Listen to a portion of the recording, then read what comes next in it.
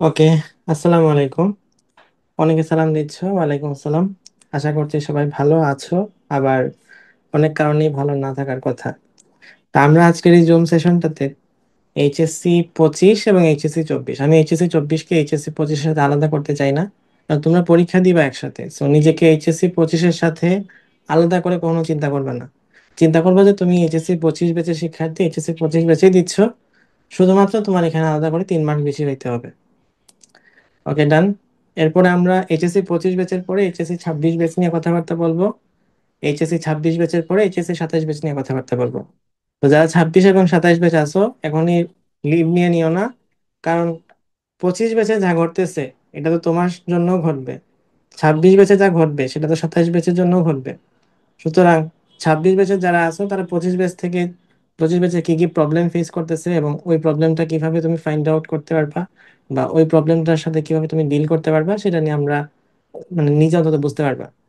27 batch যারা আছো, আগের 2 ব্যাচে কি ভুল করতেছে, তারা কিভাবে পিছিয়ে আছে, আর তোমার কিভাবে পড়া উচিত, এগুলো নিয়ে তুমি একদম শুরু থেকে যদি শেষ পর্যন্ত দেখো, তাহলে হয়তো একটা ক্লিয়ার রোড ম্যাপ পেয়ে যাওয়ার কথা। ওকে। তো সেশন একদম শুরুতেই বলতেছি, সবাইকে ভিডিও অফ করে রাখবা, আর হচ্ছে সবাই মিউট থাকবা। আমার কাছে কন্ট্রোল আছে, আমি সবাইকে মিউট করে রাখতে পারবো, ভিডিও অফ করে রাখতে পারবো, কিন্তু এতে তোমাদেরই অসুবিধা। আলটিমেটলি যদি ইন্টারাকশন না হয়, তাহলে তো এই ধরনের সেশন নিয়ে লাভ নাই, এটা ফেসবুক লাইভ নিলেই হয়, তাই না? ওকে, ঠিক আছে, তাহলে আমরা স্টার্ট করি। ফার্স্ট প্রবলেম হচ্ছে এই বছরের জিপিএ ইস্যু। জিপিএ ইস্যু, এখন অ্যাডমিশন পরীক্ষার্থী আছে বাংলাদেশে, বড় স্কেলে ভাগ করলে 3 প্রকার। একটা হচ্ছে মেডিকেল এডমিশন ক্যান্ডিডেট, একটা হলো ভার্সিটি এডমিশন ক্যান্ডিডেট, আর একটা হলো ইঞ্জিনিয়ারিং এডমিশন ক্যান্ডিডেট। তুমি যদি ভাইয়া ইঞ্জিনিয়ারিং এডমিশন ক্যান্ডিডেট হয়ে থাকো, তাহলে তোমার জন্য লাগবে এ প্লাস। কিসে এ প্লাস? ওভারঅল জিপিএ থাকবে, লাগবে 5। আর ফিজিক্স, কেমিস্ট্রি, ম্যাথ, এই 3 সাবজেক্টে থাকবে 5। আলাদা করে এই বছর ইনশাল্লাহ কোনো মার্কেট রিকোয়ারমেন্ট দিবে না, কারণ এত ভালো শিক্ষার্থী, এত ভালো রেজাল্ট এই বছর হয় নাই যে তুমি 20,000 শিক্ষার্থী খুঁজে বের করবা যাদের মার্ক 90-85 বেশি। সুতরাং তোমার যদি এখানে এ প্লাস থাকে, আর ফিজিক্স, কেমিস্ট্রি, ম্যাথ 3টা সাবজেক্টে ইন্ডিভিজুয়ালি এ প্লাস থাকে, তুমি ইঞ্জিনিয়ারিং এডমিশন টেস্ট, যে কোনো এডমিশন টেস্ট দিতে পারবা। গেল ইঞ্জিনিয়ারিং এডমিশন টেস্টের গ্রহণযোগ্যতা, না থাকলে দিতে পারবা না। এই আর কি কথাবার্তা। ভার্সিটিতে পরে আসতেছি, এরপরে আসি মেডিকেল। মেডিকেল এডমিশন টেস্টের ক্ষেত্রে তোমার যদি জিপিএ 5 থাকে, তোমার তো কোনো টেনশনই নাই, তুমি হচ্ছে দুশ্চিন্তা মুক্ত, তুমি এখন পড়তে থাকো। কারণ তুমি জিপিএ 5 পাইছো মানে তোমার উপর সবার এক্সপেকটেশনটা অনেক বেশি। অনেক বেশি মানে অনেক অনেক বেশি। এবছর যেহেতু অনেক স্টুডেন্ট, অনেক কম স্টুডেন্ট এ প্লাস পাইছে, তার মধ্যে তুমি একজন। তোমার বাবা মা এখন অলরেডি ভাবতে শুরু করছে যে আমার ছেলেটা বা আমার মেয়েটা হয়তো এখন চান্স পেয়ে যাবে, কারণ এত বিরাট একটা ঝরে পড়া এ প্লাস, মানে এ প্লাস তো এসএসসি তে তোমাদের ব্যাচে যে পরিমাণ এ প্লাস ছিল, এইচএসসি তে তার হয়তো 3-4 ভাগের 1 ভাগ হয়ে গেছে। এখন এতজনের মধ্যে সে যেহেতু বাদ পড়ে নাই, সে হয়তো এডমিশন টেস্টে বাদ পড়বে না, এরকম একটা চিন্তা ভাবনা তোমার গার্জিয়ানের মাথায় আছে। কারণ তোমার বাবা মা যে তোমার উপর যে এক্সপেকটেশনটা রাখতেছেন, এই এক্সপেকটেশনটা যেন তুমি নষ্ট করে না ফেলো। কারণ আলটিমেটলি মানুষ এডমিশন টেস্টের রেজাল্ট জিজ্ঞেস করে, আমি এইচএসসি তে কত মার্ক পাইছিলাম, এখানে কমেন্ট বক্সে কে বলতে পারবা যে আমি এইচএসসি তে কত মার্ক পাইছিলাম? আমার মনে হয় না কেউ বলতে পারার কথা, কারণ এটা আসলে খুব একটা এক্সপ্রেস হয় না। বা এই বছর সারা বাংলাদেশে বোর্ড পরীক্ষায় সবচেয়ে বেশি মার্ক কে পাইছে, এটা কেউ বলতে পারবা? না বলতে পারারই কথা। ওই এনডিসির একটা ছেলে পাইছে শুনলাম, জানি না সত্যি না মিথ্যা, 1231 পাইছে, আরো বেশিও পাইতে পারে আরো অন্যান্য জায়গায়, হ্যাঁ। তো জিপিএ 5 পাইছো মানে সোজা কথা, তোমার এখন এডমিশন টেস্টে মূল ফোকাস দিতে হবে, আদারওয়াইজ কোনো চিন্তা ভাবনা বাদ। এরপরে মেডিকেল এডমিশন টেস্টে ধরে নিলাম যে তোমার জিপি, এখানে আমি আর কয়েকভাবে ভাগ করতেছি। 5 পাইছো, ভালো কথা। 4.9 পাইছো, 4.8 পাইছো, 4.75 পাইছো, এই 3 ক্যাটাগরি যারা আছো, স্পেশালি 4.8 পর্যন্ত, তোমাদের চিন্তা ভাবনা করার কোনো বিষয় নাই। তুমি যে এডমিশন টেস্ট প্রিপারেশন নিতেছিলা, নিতে থাকো, কোনো চিন্তা ভাবনা বাদ। এরপরে এর নিচে যারা আছো, 4.75, 4.7, 4.6, এতটুকু পর্যন্ত। দেখো একটা বিষয় বলি, একটু হতাশ হইতে পারো, এইচএসসি 24 ছাড়া এইচএসসি 24 ব্যাচ তো সেমি অটো পাস ছিল, বা জুলাই আন্দোলনের একটা কল্যাণ ছিল। তার জন্য এইচএসসি 24 সালে, মানে 24 ব্যাচে যখন অ্যাডমিশন টেস্ট হয়, ওই বছর এসএসসির জিপিএর সাথে গুণ করা হয়তো 10, এইচএসসির জিপিএর সাথে গুণ করা হয়তো 10। মানে ধরো কেউ এসএসসিতে পাইছে 4.9, তাহলে সে পাবে 49। এইচএসসিতে পাইছে 4.8, তাহলে সে পাবে 48। 49 আর 48 যোগ করলে হয় 97, মানে 100তে পাবে 97। 3 মার্ক কাটা গেল। বাট এর প্রিভিয়াস যেসব এক্সাম হয়েছিল, এসএসসি ইন্টু 15, এইচএসসি ইন্টু 25, তখন কি হইতো? এটা এসএসসি, আমি কথা বলা শেষ করলে তারপর যখন কোয়েশ্চেন নিব তখন তোমরা কথা বললো। আর এমনিতে চ্যাট বক্সে লিখে রাখতে পারো। এসএসসির সাথে 15 দিয়ে গুণ করতে হয়, এইচএসসির সাথে 25 দিয়ে গুণ করতে হয়। তো মানে গুণ করা হইতো। এটা কত সালে? 2024 সালে। আর এটা হচ্ছে এর প্রিভিয়াস বাংলাদেশের ইতিহাসে যতবার হয়েছে সবসময় এই নিয়মটাই ছিল, এসএসসির সাথে 15, এইচএসসির সাথে 25। আর কোনো না কোনো কারণে যদি আবার এটা ফিরে যায়, কোনো আল্লাহ না করুক, তাইলে কিন্তু তুমি ঝামেলায় পড়ে যাবা। যারা 4.75, 4.75 মানে কি? তোমার এখানে ভাইয়া কত মার্ক নাই, এটা যদি তোমার হয় তাহলে 6 মার্ক নাই। 4.75 যে পাইছো, 4.7 যে পাবা, তার আনুমানিক 7-8 মার্কের মতো নাই। তোমার আনুমানিক 9-10 মার্কের মতো নাই। এত 9-10 মার্ক, 7-8 মার্ক, 6 মার্ক, এগুলো দিয়ে চান্স পাওয়া অনেক টাফ, যদি না তোমার এডমিশন টেস্টের প্রিপারেশন অনেক ভালো থাকে এবং কোনো না কোনো অনাকাঙ্ক্ষিত কারণে, অসুস্থতার কারণে বা এটসেট্রা আদার ওয়াইজ অন্য কোনো কারণে তোমার কোনো ধরনের ঝামেলা থাকার কারণে তুমি জাস্ট প্লাসটা মিস করছো, এরকম যদি কোনো কন্ডিশন হয়ে থাকে, দেন এটা ঠিক আছে। তাহলে যারা, এখানে সামারি কথা কি হলো, 4.9, 4.8 পাইছো, তাদের কোনো চিন্তা করার বিষয় নেই। 4.8 এর কম থেকে যারা আছো, তারা দেখবা যে ভাই, আমি কোচিং এর পরীক্ষায় যা করতেছি, এটা আমার জন্য ভালো মার্ক আসতেছে কিনা, মানে আমি কি 70 আপ মার্ক পাচ্ছি না, পাচ্ছি কিনা, বা 70 না পাইলেও 65 আপ না পাইলে আমি কিন্তু ট্রাকে নাই। তাইলে আমার একটু বিকল্প চিন্তা ভাবতে হবে, অথবা এমন চিন্তা করতে হবে যে না, পাই নাই কি হয়েছে, আমার সামনে আরো 50 দিন আছে। সেই 50 দিন যত ভালোভাবে, আজকে আমি বলে দিব যে কিভাবে কাজে লাগাবা, যত ভালোভাবে আমি, ধরো এই 3 মাস গেছে, 3 মাস মানে হচ্ছে কয়দিন, 90 দিন। 90 দিনের এডমিশন টেস্ট, তোমার বন্ধু পড়তো 90 দিন 7 ঘন্টা করে, তুমি বন্ধু কয় ঘন্টা পড়ছে? 630। তোমার সামনে আছে 50 দিন, 50, তুমি পড়বা 12 ঘন্টা করে। সিম্পল জিনিস, 600, এখানে 630, কিন্তু ও তো আর একদম যে প্রথম দিন যা পড়ছিল 90তম দিনে সেটা মনে থাকবে না। বাট তুমি এই যে 50 দিনে পড়ছো, এটা কিন্তু তোমার মনে থাকবে, কারণ মোটামুটি কিছুদিন আগে পড়ছো, আরো অনেক আগে পড়ছিল যেটা ওর মনে নাই। সুতরাং তুমি আর ও কিন্তু সেম লেভেলে চলে যেতে পারবা, মানে তাকে ধরে ফেলতে পারবা। যদি তোমার এরকম টেন্ডেন্সি থাকে, না ভাই আমি পারবো কষ্ট করতে, দেন গো ফর। বাট আদারওয়াইজ তুমি চিন্তা ভাবনা করে দেখতে পারো যে ভার্সিটি প্রিপারেশন নেওয়া যায় কিনা। সো এদের ক্ষেত্রে পিওর মেডিকেল, এদের ক্ষেত্রে medical plus varsity. But medical নিতে পারো যদি তোমার অবস্থা ভালো থাকে। তারপরে যাও, 4.6 এর চেয়ে কম আছে, মানে 4.5, 4.4, 4.3। আচ্ছা, এর মধ্যে 4.5 কে আমি আলাদা করতেছি, মানে 4.5 এর উপরে আছে। 4.5 এর যে উপরে আছো, তুমি চিন্তা ভাবনা করবা যে ভাই আমিও মেডিকেল প্লাস ভার্সিটি, বাট আমার আগে যারা পাইতো, এখানে আমি যাদের জন্য যা বললাম, যে কন্ডিশনটা বললাম, তাদের ক্ষেত্রে ছিল যে 70 আপ মার্ক বা 65 আপ মার্ক পাচ্ছে কিনা। তুমি চিন্তা ভাবনা করে দেখবা যে ভাই, আমি যে মেডিকেল কোচিং এ পরীক্ষা দিচ্ছি, সেটাতে আমি 70 তো মিনিমাম, মানে 75 ট্রাই করে দেখবা। লাস্ট উইকলিতে কি হয়েছে সেটা না, নেক্সট উইকলিতে যদি তোমার 75-এর মতো মার্ক না আসে, তাহলে স্কিপ করে ফেলতে পারো। তুমি সুইচ করে ভার্সিটি প্রিপারেশন নাও, কারণ তুমি যদি কোনো না কোনো কারণে এইটা কোনোভাবে অ্যাপ্লাই হয়ে যায়, তোমার মার্ক কত নাই? 12 মার্ক নাই। 12 মার্ক নাই, 12 মার্ক কাটাক যে কেউ কোনোদিন মেডিকেল অ্যাডমিশন টেস্টে চান্স পায় না, অন্তত এই সময়ের এই কম্পিটিটিভ সিজনে। আগে এক সময় পাইতো, সেই সময় চিন্তাবাদ। আচ্ছা গেল। এরপরে আরো নিচে যারা আছো, 4.2, 4.1, 4, এর নিচে তো গেলে ইমপ্রুভমেন্ট এক্সাম দিতে হবে, তাই না? এর কারণ নিচে তো যাওয়ার সুযোগ নাই। তো এই লেভেলে যারা আছো তাদের মেইন প্রিপারেশন, তুমি যদি এতদিন মেডিকেল কোচিং এ করে থাকো, তুমি আস্তে আস্তে ভার্সিটির চিন্তা ভাবনা করবা। মেডিকেল এক্সাম দিবা না তা না, মেডিকেল এক্সাম দিবা। এবং তোমার যদি স্বপ্ন থাকে এরকম যে না ভাই আমাকে মেডিকেল রিলেটেড কিছু চাইতে হবে, তাহলে তুমি ট্রাই করতে পারো কি কি। তুমি ট্রাই করতে পারো নিটোরের এক্সাম আছে, এটার সিট খুবই কম, তো এটা আসলে আমি ধরতেছি না। তুমি ট্রাই করতে পারো নার্সিং। অথবা না ভাই আমি মেডিকেলেই পড়বো, যাই হোক না কেন আমার একটা কন্ডিশন বলে দেন কিভাবে আমি রিকভার করতে পারি। তোমার ওয়েভ হচ্ছে কি করবা, ইমপ্রুভমেন্ট এক্সাম দিবা।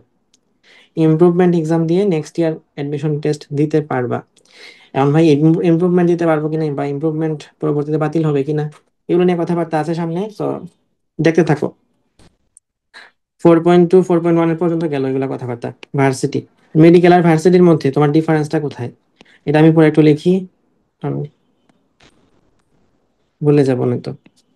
মেডিকেল প্রিপারেশন এতদিন নিছো, এখন ভার্সিটি প্রিপারেশন কিভাবে নিবা?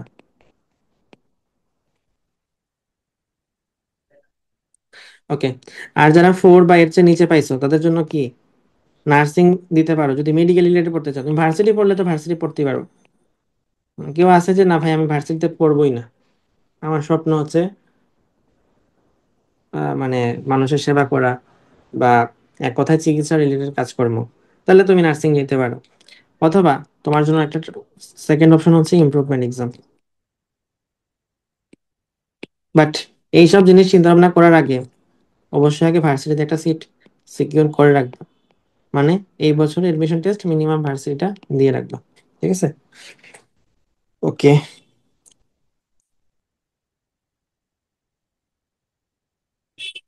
আচ্ছা ফাইন, এতটুকু গেল আমাদের জিপিএ ইস্যু নিয়ে। আই গেস তোমাদের প্রবলেম সলভ হয়েছে। আর ভার্সিটি তো আলাদা কথাবার্তা বলবোই। তো এখানে জিপিএ রিলেটেড কোনো প্রবলেম থাকলে, কারো কোনো কোয়েশ্চেন থাকলে বলতে পারো এবার। ভাই এসএসসি তে 5 আর এইচএসসি তে 4.92 কত মার্ক কাটা যাবে? 0.8 মার্ক কাটা যাবে, এটা কোনো বিষয় না, একটা এমসিকিউ ভুল করা। জিপিএ রিলেটেড ভাইয়া কোনো ঝামেলা থাকলে বলতে পারো, হ্যাঁ। ভাইয়া ভাইয়া আমার এসএসসি তে 4.83 আর সেকেন্ড টাইমার আমি। এখন এসএসসি তে আপনার ফোর কথা পয়েন্ট এইট শুনে থ্রি এসএসসি না এইচএসসি তে 4.83 আর সেকেন্ড টাইমার।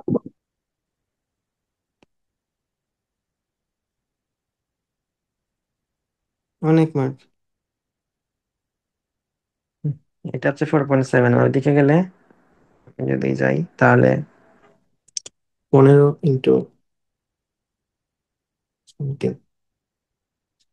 ভাই আনুমানিক 5-এর কাছাকাছি মার্ক যাচ্ছে। আর তোমার কোচিং এর মার্ক কেমন আসে? উইকিতে 70 to 80। 70 to 80। তুমি কন্টিনিউ করতে পারো, আমার কাছে যেটা মনে হয়। বাট এই মার্কটা হচ্ছে 70 to 80 না, এটা হচ্ছে 80 ধরে রাখতে হবে। 70 to 80 এই রেঞ্জে না, 80 রেঞ্জে রাখতে হবে। বাট প্রিপারেশন নিতে পারো, অসুবিধা নেই। ভাইয়া ভাইয়া আসসালামু এসএসসি আলাইকুম। এসএসসি তে তে 4 5 আর এইচএসসি এইচএসসি তে কিন্তু হচ্ছে কিছু। আচ্ছা 4.93, সেটা কত যাই, মার্ক কাটা যাবে? এসএসসি তে গুণ করে দেখো না এগুলা কত। এসএসসি ভাইয়া তে এগুলো হচ্ছে ভুল জিপিএ করছেন কেন? 5 দশ আর দিয়ে গুণ হবে না? এইচএসসি তে হচ্ছে 4.92। 0.8 আর এসএসসি তে কত? এসএসসি তে হচ্ছে জিপিএ 5। তাহলে 20 কোনো বিষয় না, 1 মার্ক কাটা যাবে। 1 মার্ক, অনেকে বলতেছে 0.80 কাটা যাবে, এটা কি ঠিক? মানে ওইটাই তো 0.8 তো লিখে দিছিলাম, মানে 0.8 আর 1 তো খুব একটা ব্যবধান না। আচ্ছা। ভাইয়া একটা আসসালামু এমসিকিউ আলাইকুম। যাওয়ার কোনো বিষয় না। তুমি কত এমসিকিউ পারবা না পরীক্ষার সময়, কত এমসিকিউ প্রশ্ন ভুলভাল লেখা থাকে, সেইখানে একটা এমসিকিউ কোনো বিষয় না। কিন্তু বিষয় তখন যখন মার্কটা 3 মার্কের চেয়ে বেশি কাটা যায়, বা এক কথায় 3 মার্কের চেয়ে বেশি কাটা গেলে তুমি আসলে বিপদে আছো, মানে কিছুটা হইলেও বিপদে আছো। মাহাতি নামে একটা আইডি থেকে বলছে, আসসালামু আলাইকুম, আমি এসএসসি 5 আর এইচএসসি তে 4.67, অ্যাডমিশন টেস্ট দেওয়ার ইচ্ছা মেডিকেল, কিন্তু বায়োলজিতে 3.5। তুমি বায়োলজিতে, আচ্ছা বায়োলজি নিয়ে একটা ঝামেলা আছে এবার, এই ইস্যুটা ক্লিয়ার করি একটু, অনেকের ঝামেলা আছে। ভাইয়া আমার হচ্ছে হলো 4.58 আসছে, আমি কি মেনলি মেডিকেল ফলো করব? ওই তো তোমার জন্য বললাম তো, 4.6 বা 4.5 এই রেঞ্জের মধ্যে যারা আছো তাদের জন্য যে গাইডলাইনটা দিলাম সেটা। ও ভাইয়া আচ্ছা। ওখানে এইচএসসি ইন্টু 15 কি দিয়ে বুঝেছেন এটা? ওটা কি মানে আগের নিয়মটা? এইচএসসি জিপি আগের আগের নিয়মটা।